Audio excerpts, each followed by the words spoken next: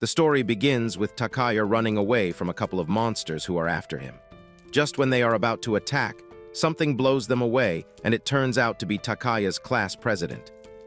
Following that, he walks towards the camp where all his other classmates are present and gets told to process the wild boar meat, as that's the only thing he's good at. Following that, the class president reminds everyone that it's been a month since their bus fell, and they found out that they weren't on Earth but a different place. Furthermore, he advises everyone to accept reality and mentions that they were able to survive because everyone awakened some kind of special power. However, Takaya is the only one who never developed any skills, and after hearing this, the other classmates start complaining about him freeloading all the time. Due to this, the president decides to banish Takaya, and with a majority vote, he is officially banished from their class. Nonetheless, he gets told to finish his job, and while dressing the wild boar, he manages to find a magic stone that can be traded for money. As expected, they instantly snatch it away from him and give him a few knives and some money as a parting gift. As Takaya is on his way, the baddest girl of their class, Mizukami, gives him the magic stone he found back and says her goodbyes, hoping everything will be back to normal one day. Afterward, Takaya figures that he won't be able to live for long and decides to spend all his money at once. For that, he visits a nearby town and, after buying some booze, decides to hire an escort. But after finding out that the escort he was about to hire was as freaky as they get, Takaya ended up running away. Ultimately, he loses all hope and cuts himself to end his life. Shockingly, he wakes up to a view of some juicy melons and finds a few people standing in front of him. The girl, who is a priest, introduces herself as Mariel. Their captain introduces himself as Dyke, and the archer of their party lets him know that his name is Roar. Eventually, Takaya tells them the whole story, and after finding out that he's good at processing animals, Roar mentions that it's called fabrication, one of the most respected professions.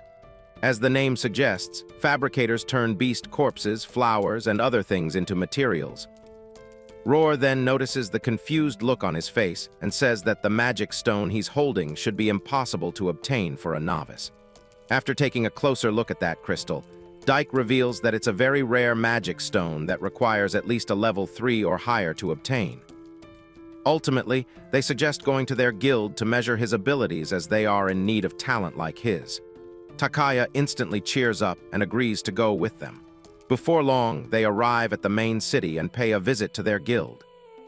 Without wasting any time, they then enter the guild master's room, where the boss, named Rudra, seems to be busy getting whipped by his tiny cross-playing assistant named Feria.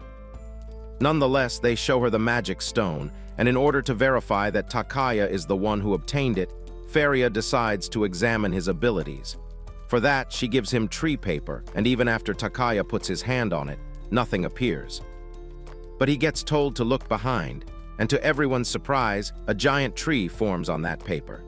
Feria informs him that this means he will be able to master all the production and processing systems of the world, and that their guild is lucky to have a man like him. With that being said, they throw him a welcome party, and after enjoying himself, Takaya falls asleep. The next morning, he wakes up to a busty babe standing in front of him who asks him to introduce himself. But when Takaya replies by saying that he will tell her once he's sobered up, she teleports him to the sky and makes him fall into the ocean. After a quick dip in the ocean, she brings him back to his room, where Takaya gets informed that she will be his teacher from now on.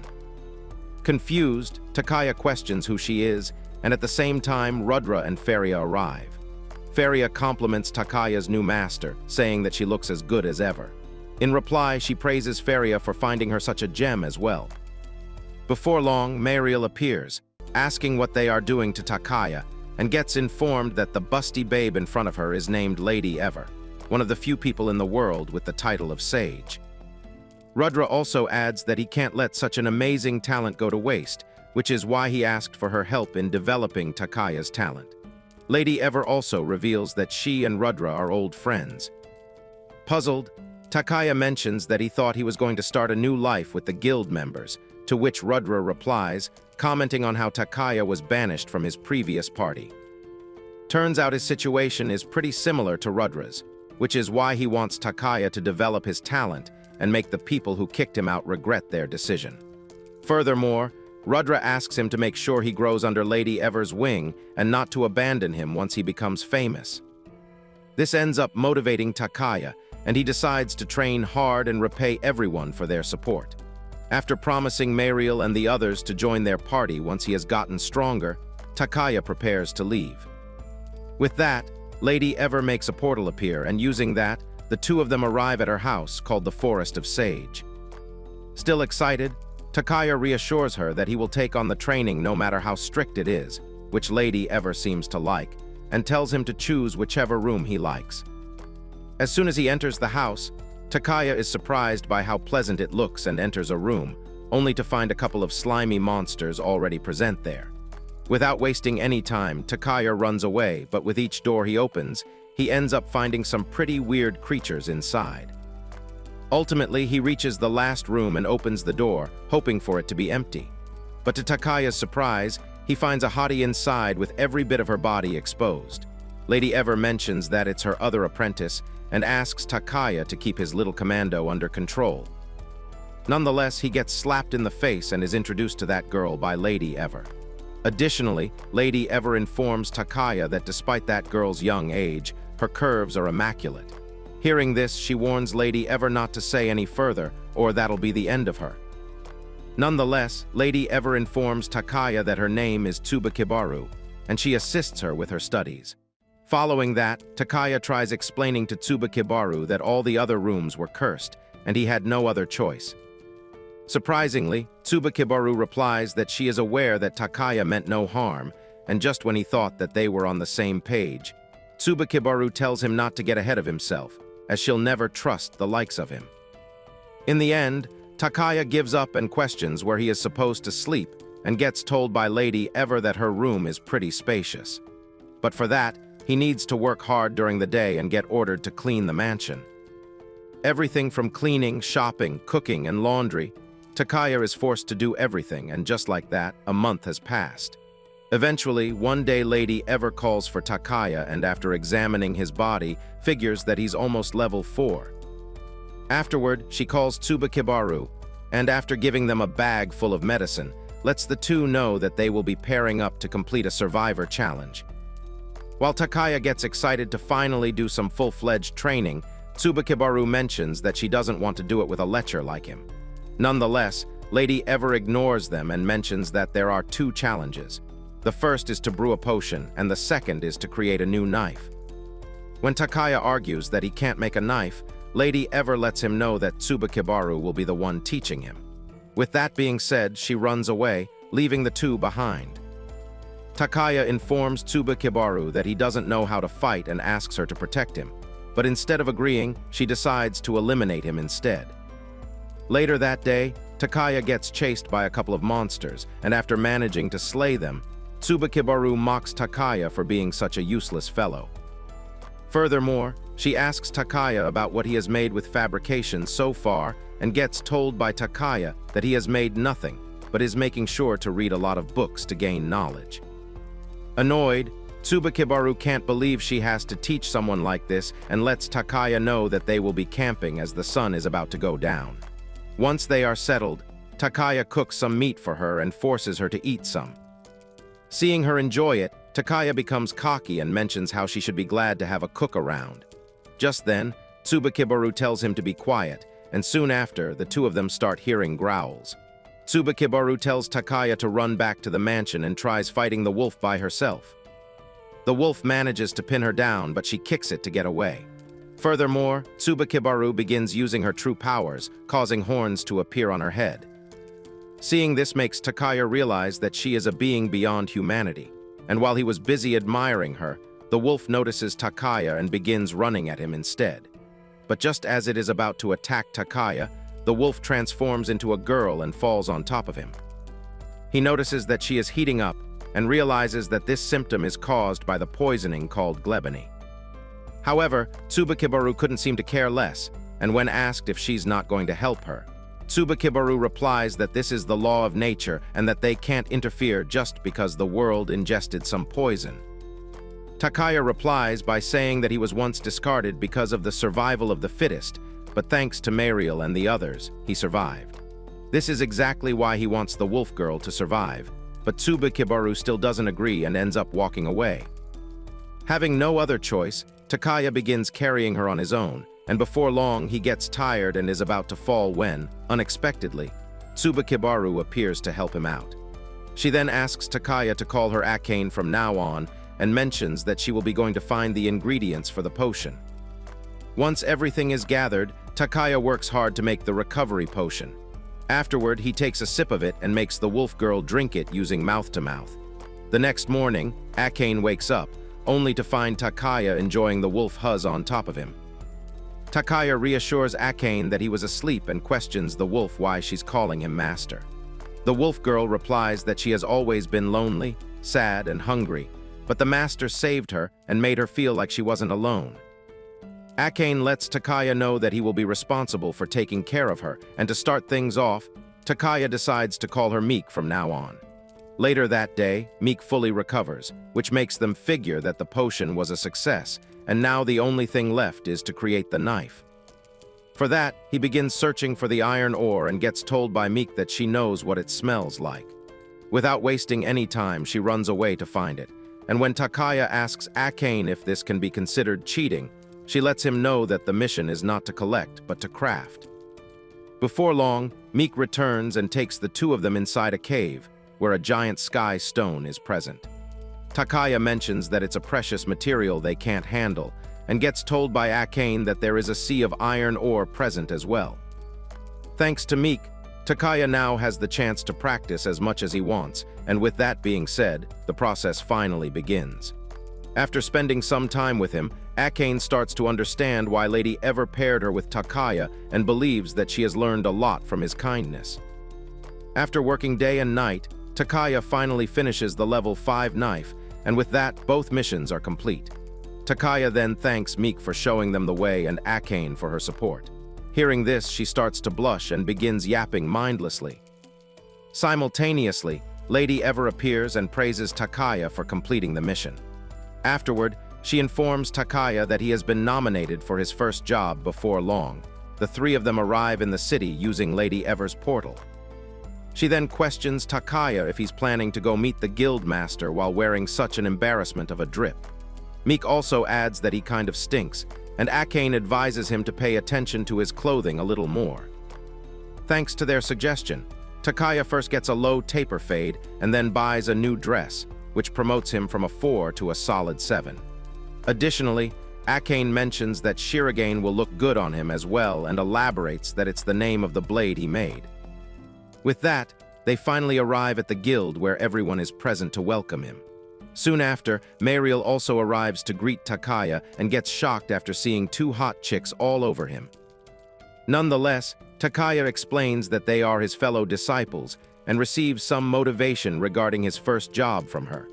Ultimately, he greets the customers who want to hire Takaya for his first job.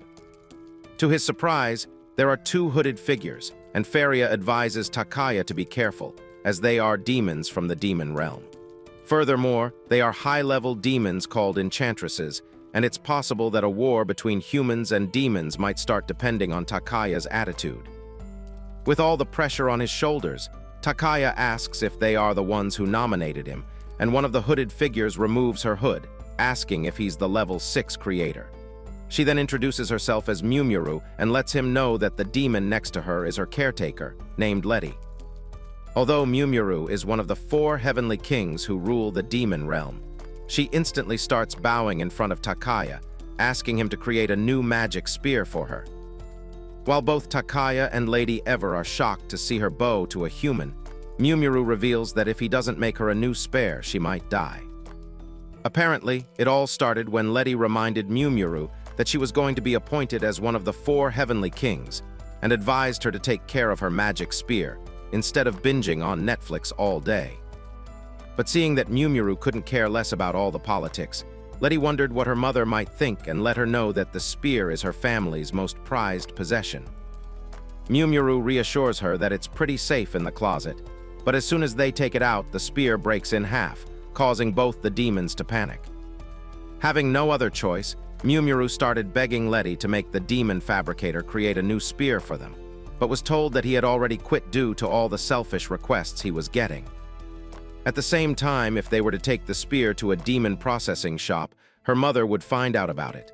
Ultimately, Letty suggested finding someone in the human world. With that, they started looking for a level 6 fabricator and heard Dyke bragging about Takaya.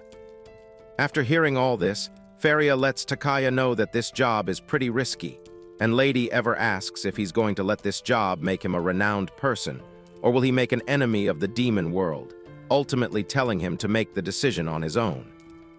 With her cheeks in the open, Letty tells Takaya that she is willing to give him her everything as contract payment, whether it be money or rare metal. Curious, Takaya questions the reason she is going to such great lengths for Mumuru, and gets told that this magic spear puts not only Mumuru's life on stake, but the existence of the whole family as well. This is why, for the sake of Mumuru's future, she is willing to sacrifice herself anytime. Takaya is moved by her dedication and ends up accepting the job, causing Mumuru to get excited and give him a big hug. However, he then reveals that he is not a level 6 fabricator, causing Mumuru to shout some pretty obscene words. But at the same time, he reassures Mumuru that he knows how to play with the cards he has. Luckily, he seems to have the sky stone that Meek found, and by combining it with his blacksmithing technique, Takaya is confident that this magic spear can be fixed by simply welding it. Seeing a confused look on Mumuru's face, Takaya explains that he will be fixing her current spear instead of making a new one. Lady Ever wonders if it's going to be strong enough, and he reassures her that this welding tech can even make ships that carry humans into space. With that, he asks Rudra to reserve a forge for him, but gets told that he already has a surprise for him. He then takes him to the guild's basement and informs him that the newly renovated workshop will be his to use from now on. Faria mentions that she had to sell Rudra's ring and some of her dresses to afford it, but every time they learn about him, they are confident that they made the right decision. Remembering everything that happened to him in the past, Takaya realizes that this is the place he belongs in for the first time in this world. With that, the process starts, and Takaya asks Akane to prepare the furnace and he's going to melt the sky stone.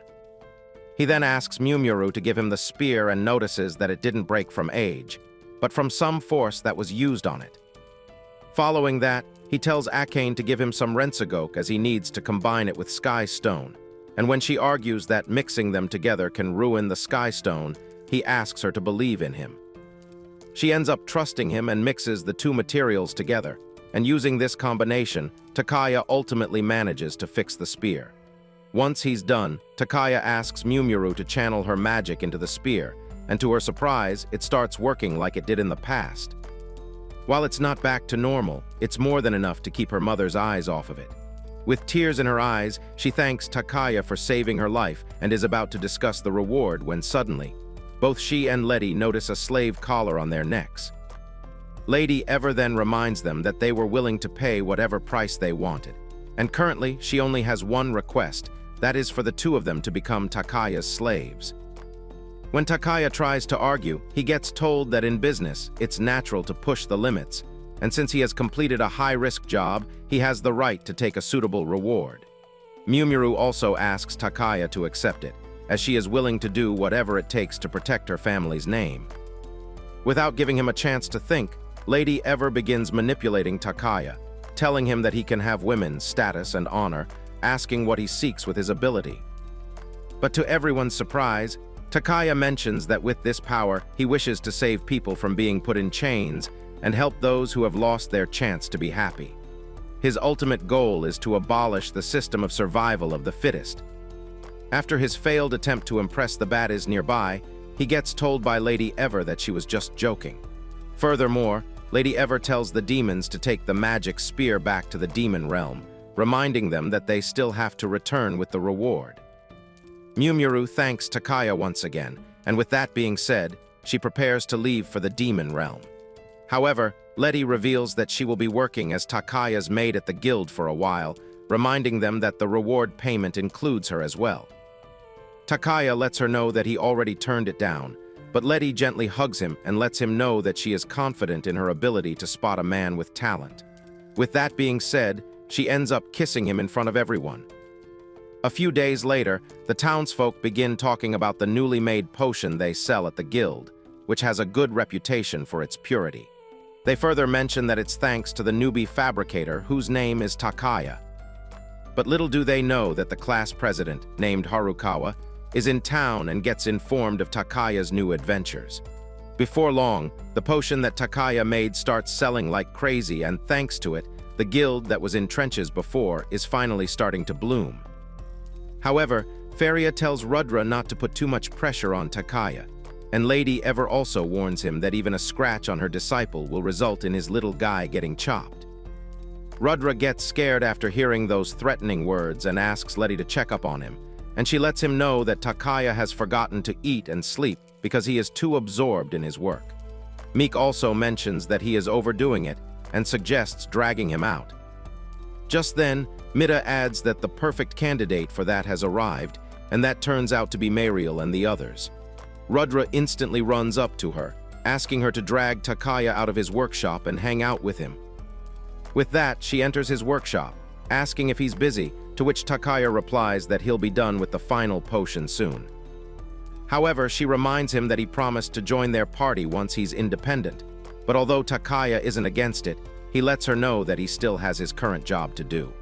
But Mariel and the others refuse to listen to him, informing Takaya that this is Rudra's personal quest. Luckily, they manage to make Takaya touch grass after a long time, and Mariel lets him know that even though she was the first one to discover him, he is now surrounded by all those girls, which is why she wants to get to know him better. Dyke takes the signal and makes up an excuse about him having to buy some stuff with Roar. With that, the two of them walk away, leaving Takaya and Mariel on their own. Taking advantage of this opportunity, Mariel grabs his hand and suggests starting their day. But little do they know that Lady Ever is keeping an eye on them using her talisman, and lets the others know that it's her duty as a master to make sure her disciple's first date is a success. The two of them then walk around town, enjoying some food and watching street performers. As they continue walking in the street, Takaya notices the gazes full of jealousy towards him and lets Mariel know that he'd like to go see the ocean. With a smile on her face, Mariel instantly agrees, and seeing this, everyone, including Lady Ever and Faria, is hyped.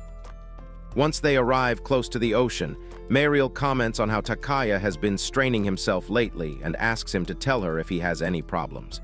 But instead of dumping his own trauma, Takaya questions the reason Mariel became a priestess. According to her, she always admired the priestess who helped the poor or injured. Takaya finds it pretty amazing, as on the other hand, he is always as helpless as a vegan at a barbecue. However, Mariel says that he overthinks things and informs him that they are currently in the lower districts, where life is more difficult because not everyone is blessed with skills. Even though she always wanted to be a priestess, she is still unable to help anyone who is suffering and was able to save Takaya by a mere fluke. Takaya disagrees, saying that she has a remarkable gift for healing, as after all, she was the one who healed her after he harmed himself back then, and because of that, he is sure that she will be able to save a lot of people in the future. Meanwhile, he couldn't even go against his old party members, who always had him on his knees, no prayers involved. Each time Takaya looks at his wrist, he remembers his past and realizes that he is nothing like Mariel, who carved out her fate. Mariel replies by saying that he doesn't know anything and is about to tell him her true skill when suddenly, someone attacks them, and they barely manage to dodge. It turns out to be none other than Harukawa, the class president. Before he gets the chance to do anything else, both Takaya and Mariel are attacked once again, which knocks them out cold. With that, they take Takaya away while leaving Mariel behind. Soon after, he opens his eyes and finds himself chained up, surrounded by a load of treasure. Harukawa informs him that this is the treasure their class collected and gets asked by Takaya if they stole it. Harukawa replies that he was promised success in life, but all of that has been stolen from him as well, thanks to this other world. So now, he's going to get all the success back that he was supposed to have. Following that, Harukawa mentions hearing about Takaya's talent and says that he can now return to their class and contribute. However, Takaya replies by saying that he has no desire to do anything for people like them, and he is only a fabricator for the Sea Rat Guild. He further mentions that his master is watching everything through the talisman, and there will be people coming to save him. Harukawa lets him know that Takaya never had a place in this world, and his only family is his classmates. Another one of the students asked Takaya to betray the sea rats so they could steal everything they got as well. Harukawa then adds that he has heard about other rare skill wielders in the guild and suggests making them all their slaves. He now wants Takaya to operate from the inside, which will make him the most popular guy in class as well. But to his surprise, Takaya couldn't care less about popularity and mentions that he was always convinced that he was worthless because he was the opposite of Harukawa. But ever since he took a step away from high school life, he found his true value, a place where he belongs. Harukawa argues that the sea rat is only after his talent, to which Takaya replies that someone who treats people like objects will never understand. This ends up annoying Harukawa, and he severs his arm without wasting a second.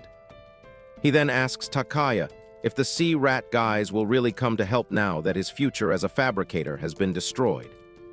With tears in his eyes, Takaya says that he has fallen pretty low, but Harukawa doesn't seem to care and asks Takaya to tell them the weakness of sea rats as they are going to attack them. Additionally, he promises to take care of Takaya like a pet if he tells him, as it would be hard to survive with only one hand. But to his surprise, Takaya says that it's his turn to return the favor to the sea rats, and because of that, he won't be telling them anything. One of his classmates gets frustrated and prepares to end Takaya's life once and for all when suddenly, they all hear the ground shake, followed by the appearance of Meek and Mariel. It doesn't take long for the monsters Meek brought along to attack, and at the same time, Mariel walks up to Harukawa, saying that she has finally found the person who kidnapped Takaya. Harukawa realizes that they are from the Sea Rat Guild, and the other classmates start to panic, saying that they won't be able to win against the monsters. However, Harukawa tells everyone to calm down, saying that they are just trying to intimidate them with abnormal things. Meanwhile, Mariel asks Meek to deal with Takaya's classmates while she saves the loser who got kidnapped. At the same time, Harukawa reassures everyone that they can win thanks to their sheer numbers, and after believing everything he said, they start blindly running towards Meek. After manipulating them, he asks another classmate to burn the wolf using his magic while it's distracted. But when he mentions that their classmates might get hit by his attack as well, Harukawa gets a bit frustrated. Elsewhere, Mariel runs up to Takaya and decides to give him some medical treatment, but at the same time, another jacked student appears behind her, letting Mariel know that he won't be holding back just because she is a woman. Mariel replies that he might end up dead if he did, and with that being said, the battle between the two commences. As she prepares to fight him head-on, he mocks Mariel for trying to fight even though she is dressed like a priest. Mariel replies by saying that she always wanted to help people, but God gave her the talent to hurt people instead. Nonetheless, that guy charges Mariel to attack her, and while she manages to dodge the weapon, Mariel still gets kicked in the face. But just then, she appears right behind him and kicks him on the back. This puts that guy in a state of confusion as he is sure that he hit her. Mariel then runs towards him once again, and just as he is about to hit her again, she disappears, only to reappear behind him and successfully land another attack. Shocked, he starts to wonder why his attacks aren't hitting her when, according to his visualization, her martial arts skills are level 4 at best. While she deals with him, Dike comes to save Takaya and lets him know that Mariel has a rare skill, one that allows her to fast-forward time just a little bit. Hearing this makes Takaya figure that the sea rat's rare skill wielder must be Mariel, and at the same time, she manages to land several kicks on that dude, resulting in her defeating him. On the other hand, Meek also continues to toss the other students around, but using this as a distraction, Harukawa whips out the cannon and shoots Meek with it. But to their surprise, Meek emerges from the flames unscathed, which makes everyone in their class realize that they don't stand a chance of winning. Furthermore, they suggest abandoning this place and running away, but Harukawa is still sure that they can bring down Meek using some of the level 6 vanguards in their class.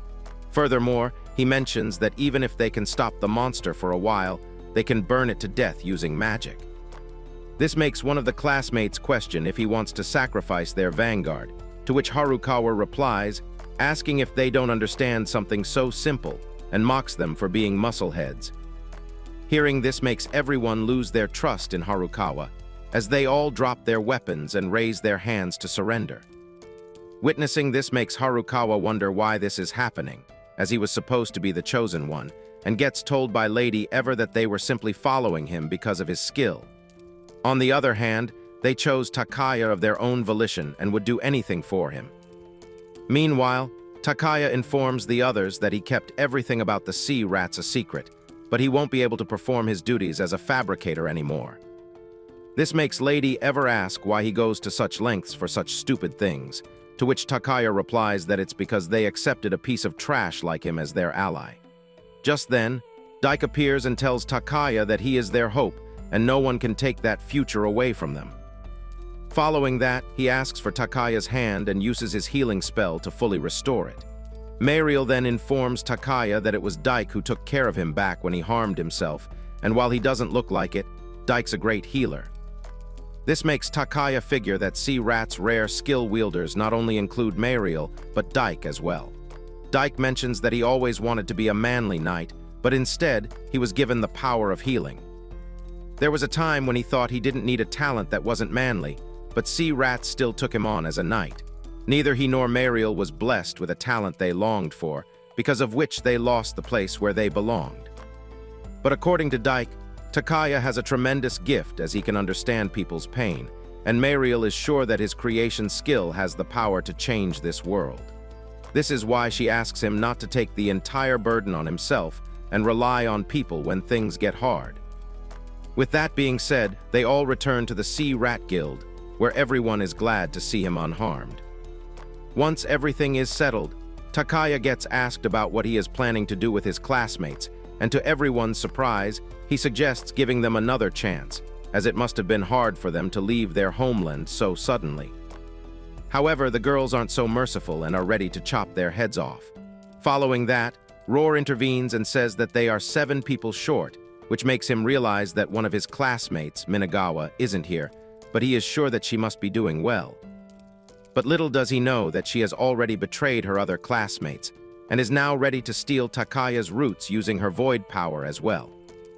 The next morning, Mariel enters Takaya's room in order to wake him up, only to find him surrounded by 3 sausage-hungry babes who are busy recalling how fun last night was. Without hearing a word, she sprints away at full speed, saying that he already had his fair share of cakes for breakfast. Takaya, with tears in his eyes, tries to let her know that it's a misunderstanding and questions Letty about why she is teasing him as well. Letty replies by saying that Mumuru became one of the 4 heavenly kings because of Takaya, so it's only natural for her to thank him. Annoyed, Takaya gets up and decides to leave the room, but finds Mumuru standing outside with a face more swollen than a Karen who was denied a manager. Seeing this, Letty comes outside running, asking what happened to Mumuru.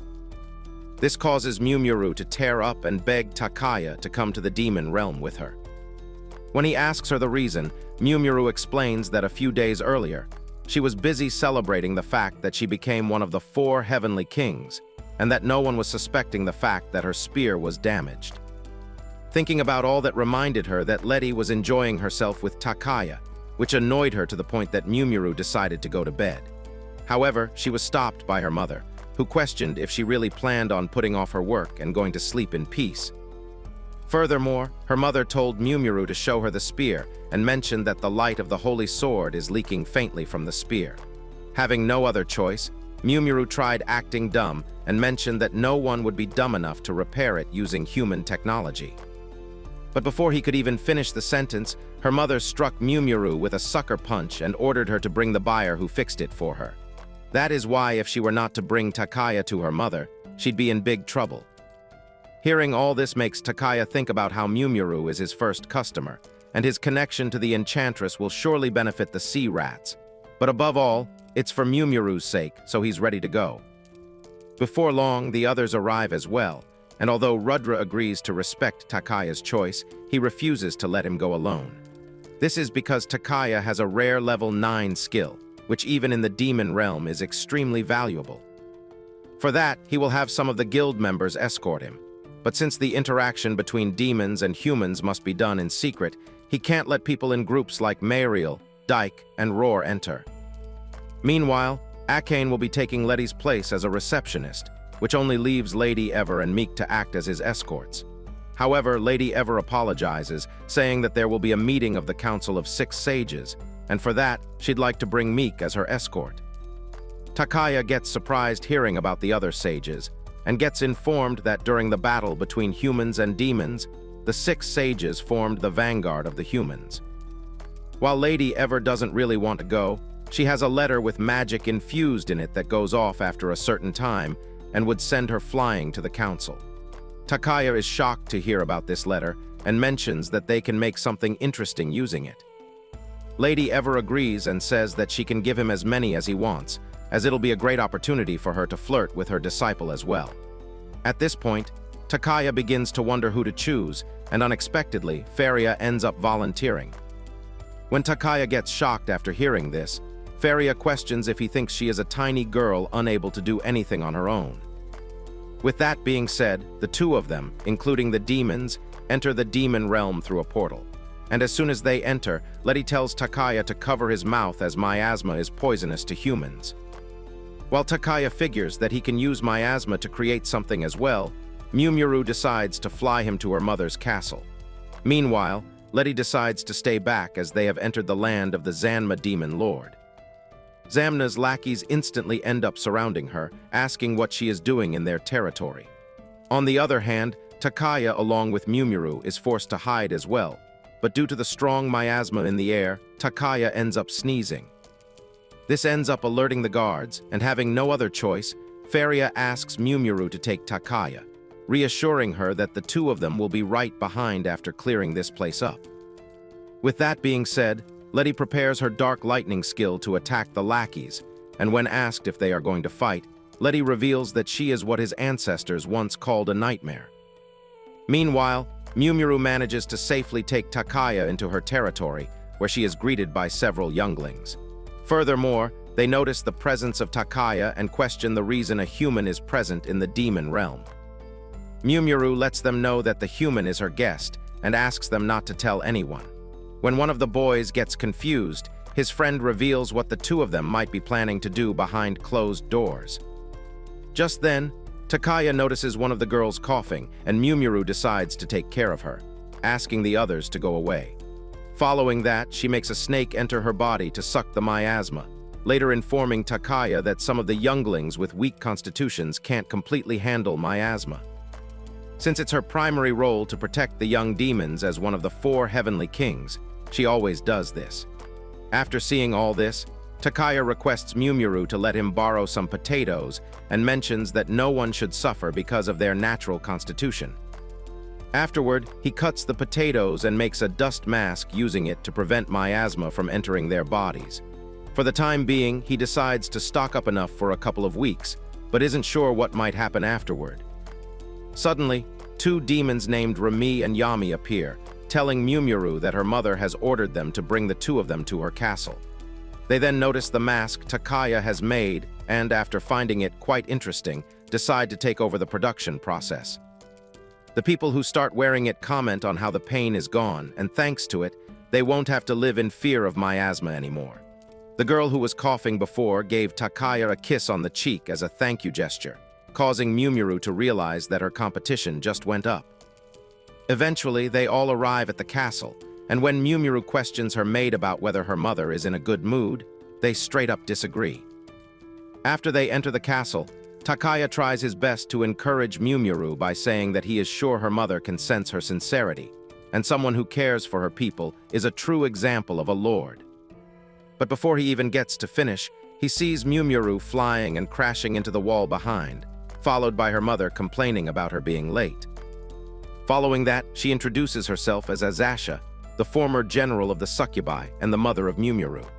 Meanwhile, Takaya notices that Mumuru managed to stop the spear using her teeth from stabbing her, and is glad that she's alive. Azasha then mentions that someone like Takaya must be wondering why a beauty like her handed over the title of the 4 heavenly kings to her daughter so early. This is because Mumuru is far more talented than she is, and can draw the power of the magic spear to the maximum. The sole reason she made Mumuru the Empress of Succubi was that she was convinced that she could save the Succubi tribe. However, not only did Mumuru ruin her precious spear, but she also bowed down to a human, which caused her to get kicked again by Azasha for deceiving her mother. Eventually, Takaya intervenes by saying that while he isn't familiar with the skinship of succubi, any further punishment would be too much. Azasha gets furious after hearing this, and after grabbing Takaya by his neck, says that he has no idea how important that spear is to the succubi or how grave a sin it is for a child to deceive her mother. Just then, Mumuru stands up and calls her mother an ugly hag, telling her to take her hands off Takaya. She further mentions that she has been living her life the way Azasha told her, and even though being an empress was a pain, she did it anyway. However, if she were to lay her hands on Takaya, she would no longer be her mother. Azasha replies by saying that she is disappointed, and since the succubi will be perishing under Mumuru's command, she decides to end it all right here. Just as the two of them are about to fight each other, Takaya mentions that he will be creating a new spear, which is why he came to the demon realm in the first place. Azasha informs him that the spear has been passed down in her family for thousands of years, and asks if he can really make something so important. She further mentions that it's impossible for someone so young to look like a fetus. Just then, Letty arrives and informs Azasha that Takaya has the production and processing skills at level 9. Although Azasha finds it hard to believe, she decides to listen to Letty as she is a maid whom Azasha raised to be incapable of lying. Additionally, she agrees to overlook Mumuru's mistake if Takaya were to make a new spear, but in case he fails, she will turn his body into dino nuggets with her own hand. Takaya agrees to her conditions, and with that, the four of them are on their way back. Feria compliments him for his bluff to save Mumuru's life, but makes sure to remind Takaya that while his potential is level 9, he is still at level 5 at best. Letty also gives him a hug, advising Takaya to take care of his life. Takaya also apologizes, saying that he made her lie, to which Letty replies that she has learned how lying can be pretty useful sometimes. Lastly, Mumuru also apologizes for making him an accomplice, but he asks her not to worry, as he is sure that Mumuru will be able to reconcile with her mother once they create a new magic spear. This cheers her up, and with that, the four of them decide to head over to Mumuru's castle, where he can do whatever he wishes. After arriving at a cliff end, Mumuru uses her spear to summon her castle and is welcomed by the infinite number of demons who work under her. Seeing this makes Takaya comment on how Mumuru is like an idea in the demon realm. Meanwhile, Letty notices a banner and asks one of the demons about it. They let her know that Mumuru ordered them to learn these words because she brought an important person along, and that the words were for her future husband. But before those poor souls even get the chance to utter these words, Mumuru kicks the life out of them and reassures everyone that it was nothing. Following that, Mumuru decides to show them the guest room, to which Letty agrees, saying that she should show her future husband around. Once they are settled, Feria lets Takaya know that his alchemy skill is not leveled up enough to create a magic spear, as it's a skill of combining items to create rare materials. She then asks Mumuru about what the spear is made of, to which she replies, saying that it's made of dark matter. This makes them realize that their first step is to obtain dark matter and decide to get on it tomorrow. Letty then asks what they should do about the room assignment and decides to take Takaya with her. But this results in a fight between her and Mumuru, resulting in Feria deciding to share her room with Takaya instead. In the end, they all decide to sleep together, and in the middle of the night, Takaya tries waking Mumuru up but fails. Luckily, Letty notices him and starts taking off her clothes to fulfill his naughty needs. But Takaya lets her know that it's not that, and he needs to use the bathroom. Before long, Takaya finishes up but forgets the direction he came from. Just when he is about to panic, a demon appears behind him, almost causing Takaya's soul to leave his body. The demon informs him that he's on patrol and gets told that Takaya lost his way to the guest house. To his surprise, the demon replies by saying that he is also lost. Nonetheless, Takaya decides not to be scared of this situation, as the new him is filled with curiosity towards the unknown. After walking for a bit, Takaya ends up slipping and falling onto the ground. After getting on his feet, he feels grateful that no one saw him when, unexpectedly, someone mentions that it would have been awful if the girl he likes saw him. Without thinking much, Takaya replies by saying that if Mumuru or Letty were to see him, they would have laughed at him. He then realizes that someone is lurking in the shadows and that someone turns out to be a slime creature in the shape of a human. When Takaya questions who he is, He replies that he is just a passing slime and wonders what Takaya is doing here. After introducing himself, Takaya informs him that he was invited by Mumuru, which the slimes find surprising as he didn't know. Nonetheless, the slime asks Takaya if he has some free time and decides to show him around. Apparently, this castle is like his garden, and hearing all this makes Takaya curious about just who this slime really is. Before long, he invites Takaya to a room that looks like a study, and there, the slime mentions that he has never had a guest from the human world before. Additionally, he shows Takaya one of his books, letting him know that he needs the feedback of a human. After taking a look at that book, Takaya realizes that it's a manga and gets questioned by the slime about whether it will sell well in the human world. Apparently, the story is about a lonely demon king who was blessed with natural talent and was arrogant enough to think he could get anything he wanted. It didn't take long for him to rule the world, but slowly, all his minions started leaving him, and ultimately he died a lonely death. However, he regretted his actions at the time of his death and was reincarnated into a new world as a human. Once Takaya finishes reading it, the slime asks if he thinks it's interesting. But Takaya asks if it was really necessary to add such obscene moments with chicks having greater curvature than spacetime. The slime replies by saying that it's only natural, as adding such scenes is a source of creativity. Takaya argues that it doesn't mean he has to spend 20 pages on such scenes, and just like that, the two continued talking about his manga. Before long, they notice that it's almost dawn and the slime promises to send Takaya on his way as promised. Takaya lets him know that he enjoyed their time together when, suddenly, the castle starts shaking violently. Takaya wonders if it's an earthquake, and the slime tells him not to go to his room, as a certain guy might be looking for him. But before he leaves, Takaya questions who the slime really is, and he agrees to tell Takaya everything if he survives. With that, he says his goodbyes to Takaya and teleports him to the bedroom where the girls are also present. When they ask where he had been, Takaya replies by saying that he was on the top floor. Faria reminds everyone that they don't have time to listen to stories when suddenly, the castle starts to collapse. Mumuru notices an incoming attack and asks everyone to get down. This attack blows away the upper portion of the castle, leaving the four of them exposed. Apparently, the one behind this attack is none other than Zanma, the demon general. When Takaya inquires about the reason he is storming into her castle and destroying it, Zanma reminds Mumuru that she is the one who stated that misfits can't be reasoned with. Furthermore, he points towards his comrade, the same one who was bullied earlier by Letty and Faria. Seeing this makes Mumuru tell Letty that she was supposed to take care of them. While Letty is sure that she erased his memories with Takaya's potion, she wasn't sure if he was still alive and figured that some other demon might have seen them. Nonetheless, Letty apologizes and gets told that it doesn't matter, as she had to end things with Zanma sooner or later. With that, Mumuru asks Zanma what he wants, and he shamelessly tells Mumuru to become a bride as the Queen of Demons. This is how he plans to make Mumuru pay for hurting his people. Luckily, Letty intervenes, saying that this won't happen and tells Mumuru that it's absolutely ridiculous. She further mentions that this is all a plot by the demon Lord Zanma. He replies by mocking Letty for imagining such things, being a low-level demon, and asks if she lost her mind after going to the human world. Scared, Mumuru mentions that if she were to sacrifice herself, the succubi race might be lost, to which Letty agrees and tells Mumuru that she will be protecting her with her life. With that being said, Letty tells Zanma never to come here again.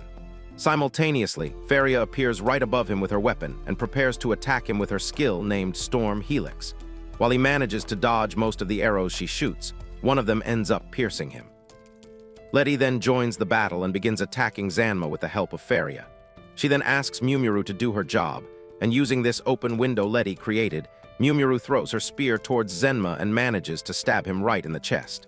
But to their surprise, Zanma easily gets up and removes the spear from his body. Following that, he takes out a weapon of his own and forces the girls to get away. Faria wonders if there is a secret in his magic, and Mumuru lets her know that every heavenly king has a special weapon. Now, they have no other choice but to uncover the weapon's secret in order to defeat it. Seeing that Zanma is prepared to attack both Zanma and the others, Mumuru asks Letty to take them to her mother. When Letty tries to argue, Mumuru mentions how it's a pity, as Takaya was just about to make her a new spear. Additionally, she asks them not to worry as Zanma is only after her humongous honkers, and it's not like she's going to die. Lastly, she hands Takaya a material, asking him to use it when making the spear. as once she is married, Azasha will return to the four heavenly kings. Nonetheless, he still refuses to agree but gets told by Letty to stop yapping as his ranting could overturn the situation. As he sees Mumuru being taken away, Takaya can't help but be disappointed in himself for not having the talent to save his friends. However, he still refuses to lose hope and promises to make a spear for Mumuru, one worthy of her gentle heart. After arriving at Azasha's castle, Letty gets slapped by her, who then complains about how the demon general had been looking for a chance like this for a long time. She further mentions that since some demons are unable to live in the demon world, the succubi tribe had always been taken advantage of and overrun by other races. However, Azasha still manages to win the battle and become independent to achieve a kingdom where all races can live freely. This is the sole reason she trained her daughter and made her reach this far. Faria intervenes, saying that there must be some time before Mumuru makes her marriage to Zanma official, and Takaya also decides to make her a new spear with which she can defeat him. While Azasha trusts and understands his idea, she lets him know that not even demons understand the construction of this spear, as it was made thousands of years ago. Dark matter is a legendary material that is invisible and has no mass, so how will Takaya even melt it? Before Takaya gets the chance to reply, the skeleton named Michael appears, saying that he might be able to help.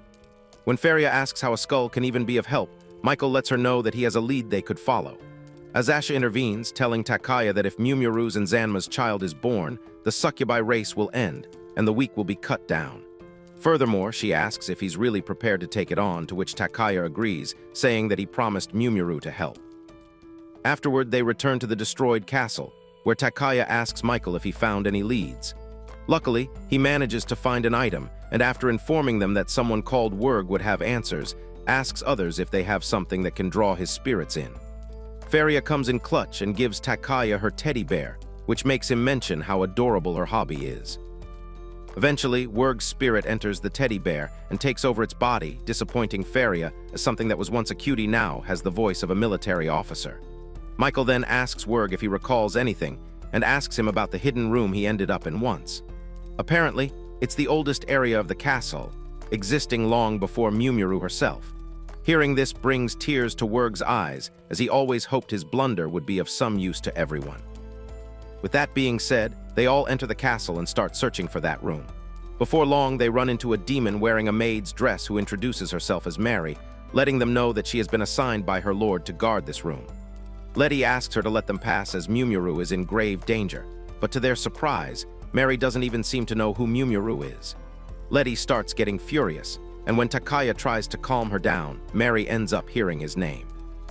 She then mentions that her lord instructed her to cooperate with a human named Takaya if he were to arrive, and thanks to that, they are allowed to enter the room called the Underworld Archive. Takaya is shocked to see that there was a massive archive under that study, and is informed by Mary that her lord's archive includes the entire history of the underworld, and gives Takaya permission to use anything he desires. The first thing he asks Mary is if there's any record of when the demon spear was created.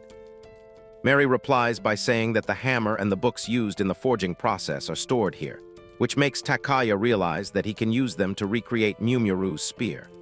Furthermore, he questions the reason Mary's master is letting him do all this, but she doesn't seem to have a clue, and informs Takaya that her master said it's not fair to favor one side over the other.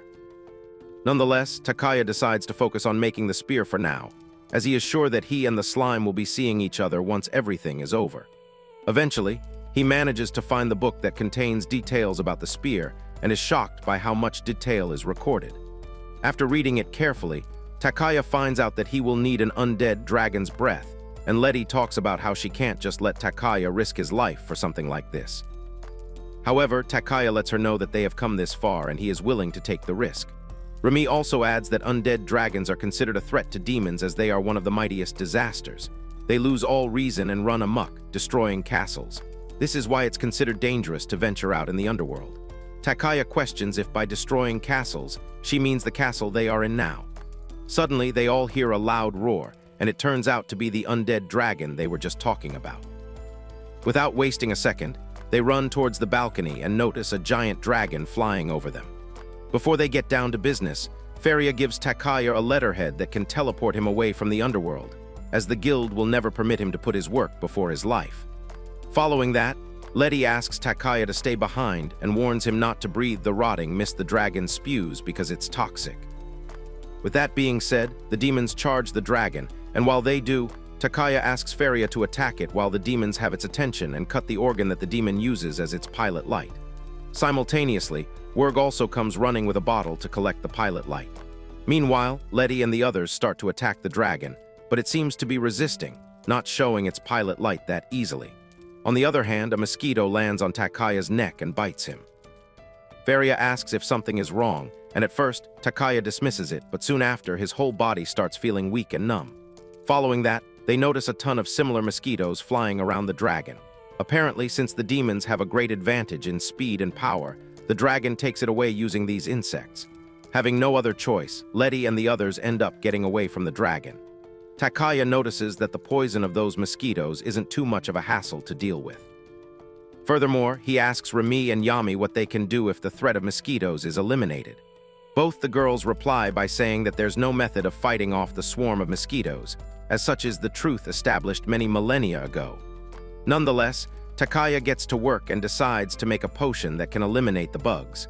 For that, he pulls out a material he brought from the human world, which is a poisonous mushroom. His plan is to use Feria's wind magic to spread the potion, which will give them the chance to go head-to-head with the dragon. But before he even gets the chance to create the potion, the swarm of mosquitoes starts heading towards them. Just in time, Michael and Werg manage to divert its attention, reassuring Takaya that his main body resides in his crown. As expected, it doesn't take long for the dragon to turn Michael into ash, but luckily, Werg manages to save the crown where his main body resides.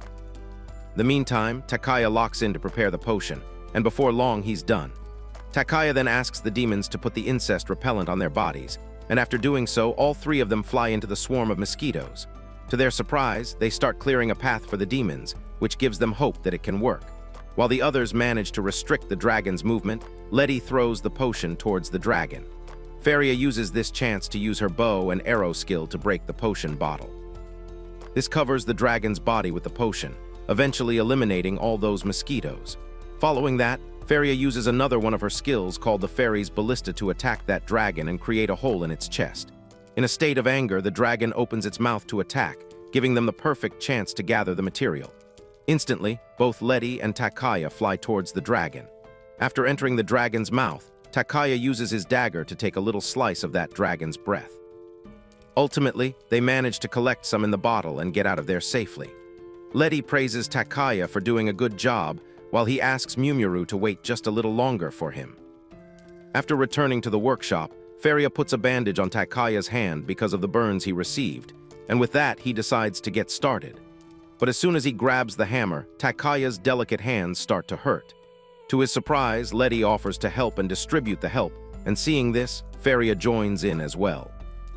Meanwhile, both Remy and Yami mock Takaya for calling himself a blacksmith who can't even hold a hammer, but since this is for Mumuru's sake, they decide to help as well.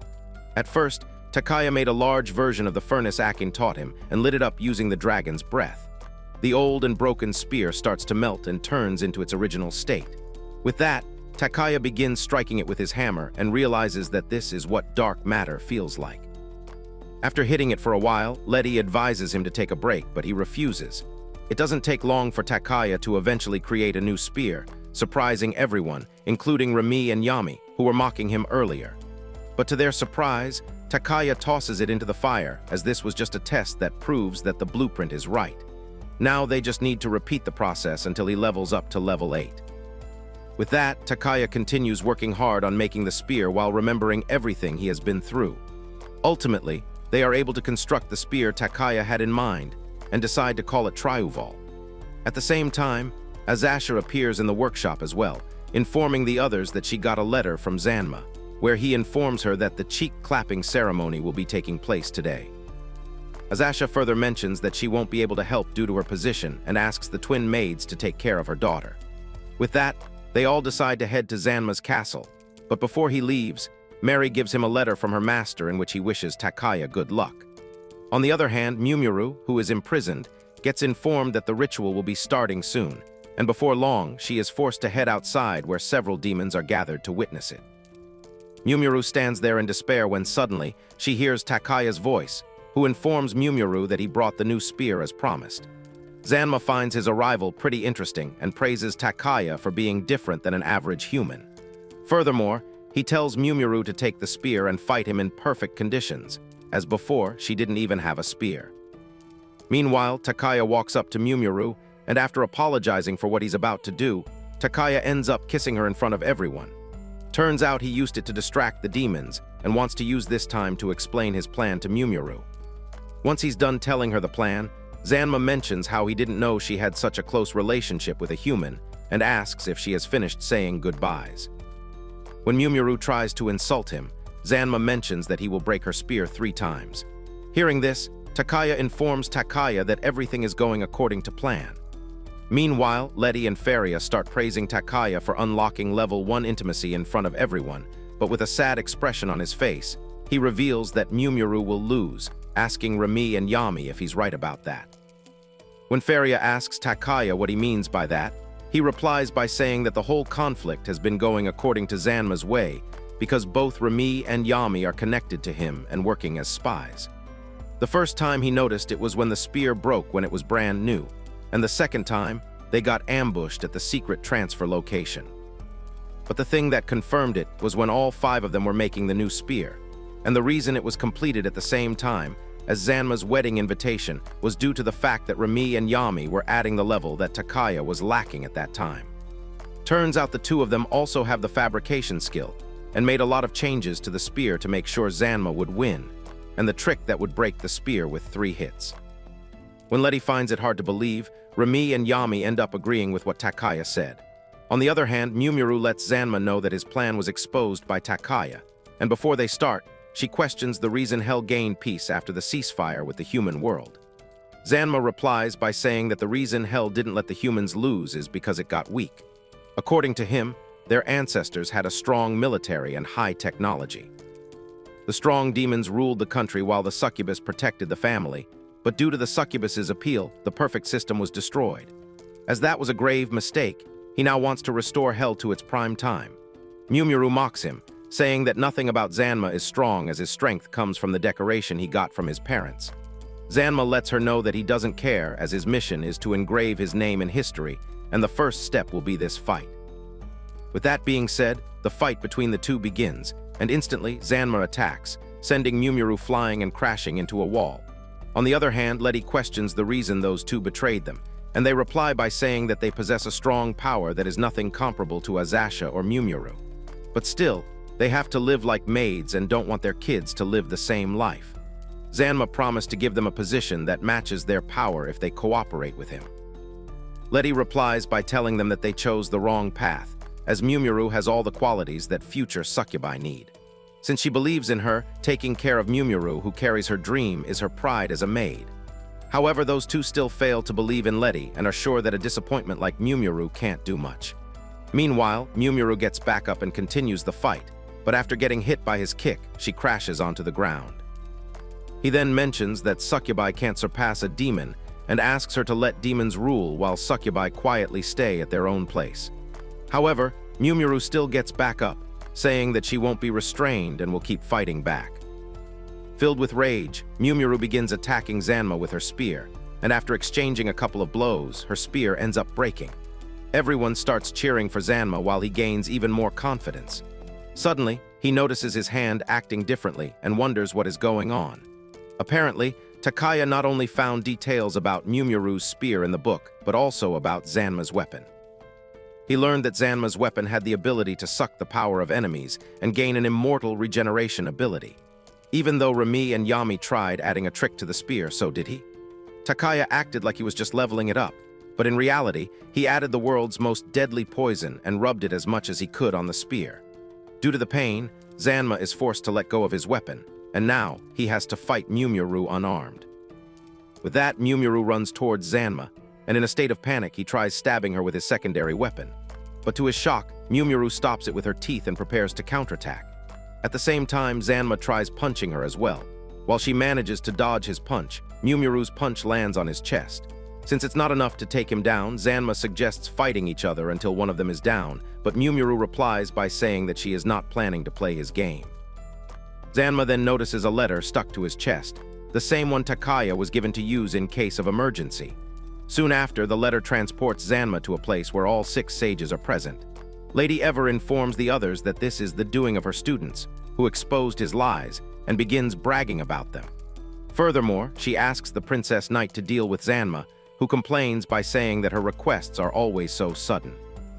In the meantime, Zanma loses his cool and tries attacking them, but with a single slash, she cuts him down and mentions that his punishment for going against the ceasefire is death penalty. On the other hand, Mumuru informs the crowd that Zanma is dead, and if anyone has an objection, they are free to come forward. One of them informs Mumuru that they will be mourning until they decide on the next leader, to which Mumuru replies, saying that not all demons are like monsters, and one day, she believes they all can live equally. With that, they return home, where Azasha praises Mumuru for being worthy of 4 heavenly kings. When she tries acting all high and mighty, Azasha reminds her that most of the work was done by that human, and tells Takaya that his work is not done until he finishes up the new spear. Mumuru then comments that she hated the idea of becoming a succubi princess at first, but now, after traveling the human world, she has realized that there's a lot to change. Azasha is glad to hear that and informs everyone that Remi and Yami's punishment is to be executed. Before they go away, Takaya asks if helping him make the mask was also a lie, to which they reply by saying that they were happy to save people's lives using their skill. Later that day, they all enjoy having a party together, and the demon girls start fighting over Takaya. He decides to take a restroom break. On his way back, he runs into Azasha, who informs Takaya that she just executed the maids she raised with love since they were little, and says that Mumuru's hand might be covered with blood someday as well. This makes her ask Takaya if the perfect goal she is pursuing even has the desired outcome. Takaya lets her know that since he is a processor, he always imagines what he wants to make, and as long as he can imagine, there isn't anything he cannot make. He then reassures Azasha that Mumuru is surely creating the future Azasha imagines. Elsewhere, the slime is watching Takaya from afar and mentions that he let Takaya borrow the warehouse, guided the dragon, and gave him the 6 sage meeting's subordinate. Even with all this, Takaya's chance of winning was 10%, but he still won. This makes him believe that maybe they can entrust Takaya with the world. Do you think the slime will reveal his true form to Takaya? Comment, fabrication, if you'd like a part 2 of this series. As usual, thank you for tuning in and we'll catch you in the next one.